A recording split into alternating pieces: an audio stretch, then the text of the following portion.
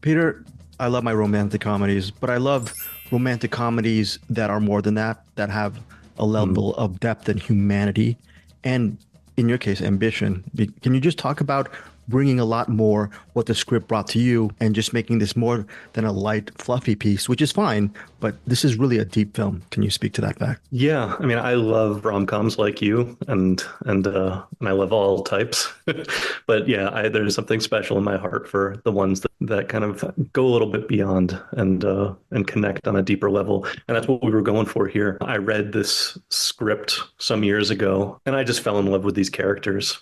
They're just both so funny and charming and messy and I really saw myself in them and their story. It just had everything that I look for in a movie. It had laughs and tears and by the time we get to the end, it had just given me all the feels. And I told myself if I could make an audience feel the way I am right now reading this script, we can make something really special. On that note, with Lucy and Nat's pairing, was that a no-brainer for you because they both seem to be, aside from their craft, to be insightful people, and they bring that level of insight into, I'm sure, their respective roles and narrative. So that was a no-brainer Yeah. choice. Yeah. Yeah, I'm so glad that came across. Yeah, I had just come off of working with Lucy on another movie, The Hating Game, and we were looking for something else to do together. As soon as I came on this, we sent it to her, and she loved it just as much as I did.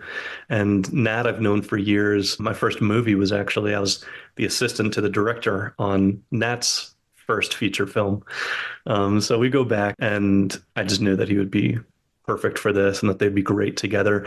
But yeah, like you're saying, they're both completely dedicated to finding the truth and the honesty in the moment and in a character. And so I knew that the two of them together could create some fireworks. Maybe this is an obvious question, but I think this movie is will be underrated because of the visual ambition behind the movie. Because on one hand, you're shooting a seeming two-hander because people are talking, right? But then Right. you're actually shooting five or six movies with a different visual reference, location, Right. setups. What did you have to do with just with your crew as far as visualizing your film, which I thought was very interesting. So Yeah, well, thank you. Thank you so much for that. You're right. I mean, part of the movie plays like Linkletter's Before Sunrise series, but then we go into these flashbacks, so we're not just with the two of them on this talking the whole time. And it was ambitious. We're telling the story of these two characters over 10 plus years, and we had 38 locations. We were shooting in 22 days, so we were constantly racing around from the very start. As soon as the movie was got the green light, the first thing that I did was start location scouting. Just me and my car driving around because I knew that the locations were going to be the third character in this movie. That's so important. And I really started from, I really one of the filmmakers that I admire most, like Billy Wilder or Sidney Lumet, they always start with the theme and characters of a film and then try and build out an appropriate aesthetic that's going to support that story that we're telling.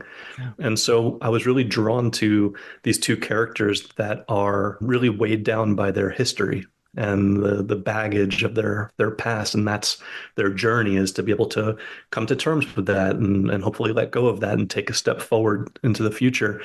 And so I was looking for locations that had that sense of baggage and history. And so, this kind of old rundown amusement park and, It's amazing. these places like that I thought would contribute to this overall feel.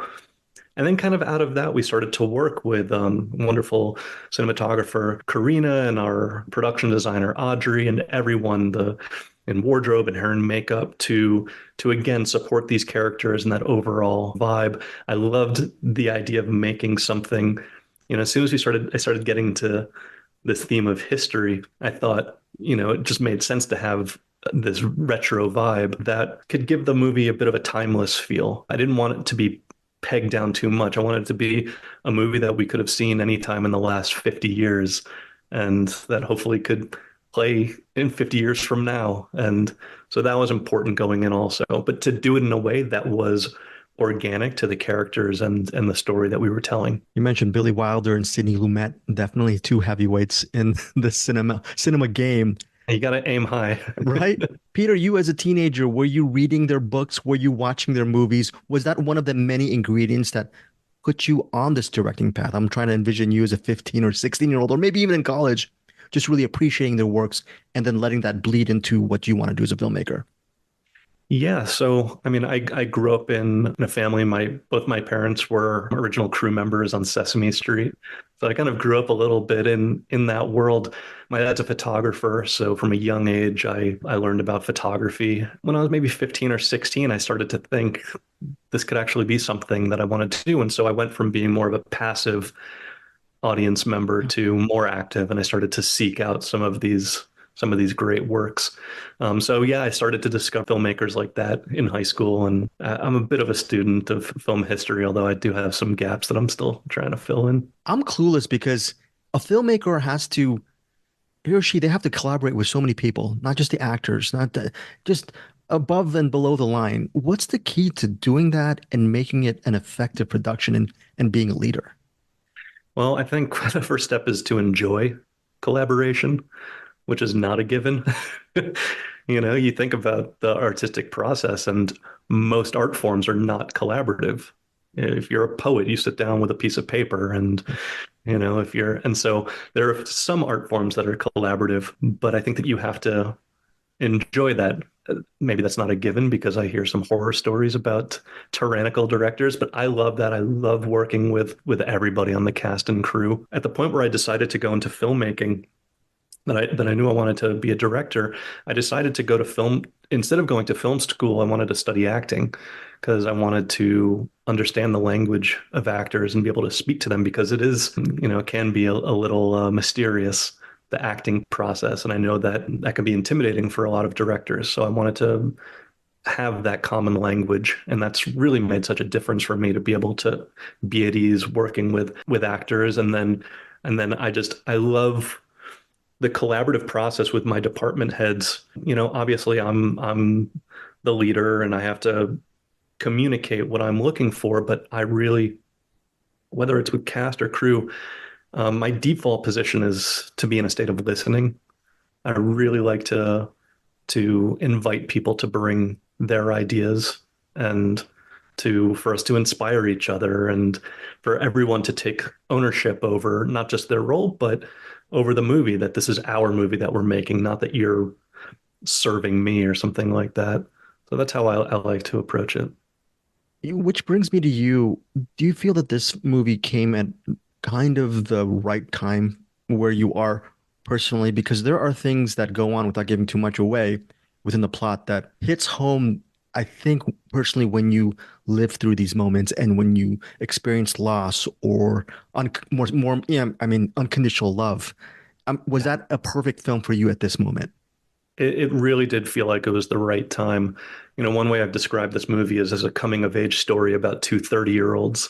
And, I feel like, when I was 30, I was making more coming of age stories about adolescence. And now that I'm, a decade on, it's like just try and stay a step ahead in a way. But yeah, I think having gone through some of these experiences myself and knowing what it's like to wrestle with the past in a way and with regret and with guilt in various ways, and how do you, I make a lot of efforts in my life to work on acceptance and to work on letting go. And so when there's a project that comes along that thematizes that and that presents it so beautifully, that was something that was really exciting for me.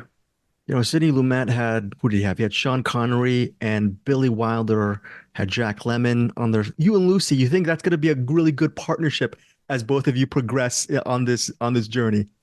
This is the second movie we've done together. I hope to do 10 more. She's really just she's a wonderful person first and foremost, but she's such a great talent. I'm so excited for people to see what she does in this movie. I think it's going to show a whole new side of her. And Nat, I mean, I've been, really admired Nat's career over the last 10 years, just watching him and really loving his choices. And I think this is going to show a new side of him also. So I can't wait for people to see what they've done. Was it a challenge cutting that? I think it had to be you, that musical sequence, which I thought was awesome. But Oh, thanks. was how hard was it to just blend those voices and cut to that sequence? Because I was just thinking this must have been a hard thing to do. Yeah, so that kind of without giving Right. too much away, Yeah. right? There is a little we do some fourth wall breaking in the movie, and there's some magical realist elements. And that idea, there's a little musical moment that, I called Nat and Lucy up one day and was like, no bad ideas, right? I had a little idea that might be crazy, but and they were both game for it, and we tried it, and yeah, I think it was a special moment for me, and to kind of see that carried through. And everyone was just firing on all cylinders that day. Brittany, who kind of takes the lead on that, Brittany Oldford, another wonderful talent. Karina Silva, our DP, and her team just lit and shot that scene so beautifully. So it was really great to see that come to life. Yeah, final question is just a two-parter. Can you name one of your all-time favorite movies, and what is it about the specific film that resonates with you? And the second question of that is, after watching this movie, what would you suggest cinephiles watch next from your body of work and why? So, the what's my favorite movie question is always so hard because there's so many, and so many for what mood you're in and what I just recently rewatched the 4K restoration of Singing in the Rain, which has always been a favorite, and at the moment it's top of the list. It's just such a magical movie. I love the way that it makes me feel, and that's the kind of thing that I think the world needs right now, and that I'm excited to be a part of bringing. Especially the last few years, it's just been, the world's in a rough spot right now, and I think I see it as a privilege to be able to bring a little bit of uh, you know something that's uplifting here. In terms of you know some movie that I would recommend from my own. This is the fifth movie that I've done. Before this, we did The Hating Game. We had a lot of fun doing that. That's on Hulu right now, and people can find it there with Lucy. So obviously, see the continuity of her from that movie to this. I would recommend. Before that, I did a movie with Asa Butterfield and Maisie Williams called Then Came You, which is a really special movie for me. Very dear movie to me. And I actually think that the two movies together are interesting companions for Which Brings Me to You.